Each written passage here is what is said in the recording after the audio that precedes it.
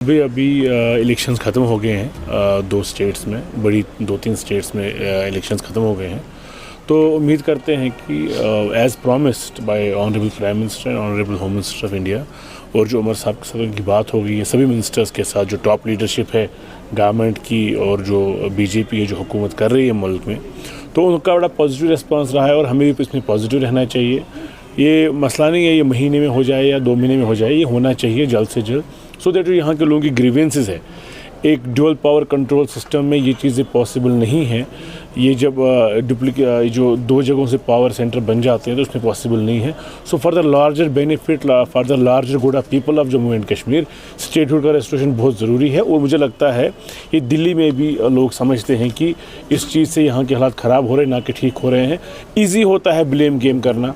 LG साहब का office political setup पे करेगा, पॉलिटिकल रिप्रेजेंटेटिव्स एलजी साहब के ऑफिस पे अटैक करते हैं जब ऐसी कोई बात होती है। लॉ एंड ऑर्डर हमारे हाथ में नहीं है, तो ये जो ड्यूअल कंट्रोल है ये ख़त्म होना चाहिए। लोगों ने जो पावर दी है गवर्नमेंट को वो फुलफ़िल होनी चाहिए, वो डिज़ायर जो है लोगों को। देखिए ये जैसे मैंने कहा, लॉ एंड ऑर्डर और सिक्योरिटी रिलेटेड इशूज़ एलजी साहब देखते हैं अंडर ये ऑर्गेनाइजेशन एक्ट, तो ये लोगों को तो पता है। या कुछ ऐसे एलिमेंट्स होते हैं जो हर दिन आए दिन सरकार को आड़े हाथों लेना चाहते हैं, but at the end of the day किसी की सर्विस जब टर्मिनेट करते हैं वो फैक्ट्स पे होनी चाहिए, बेस्ड होनी चाहिए, वो लॉजिक पे बेस्ड होनी चाहिए, और उसमें कहीं ये कोई ऐसा रीज़न नहीं होना चाहिए जो किसी की सर्विस दे रहे। हाँ, in case if it is against national security तो उसमें कोई सेकंड थॉट नहीं है।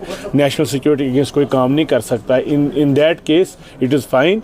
बट अगर उसके मज़ीद कुछ है तो वहाँ chance to be heard, that opportunity should be given to other person.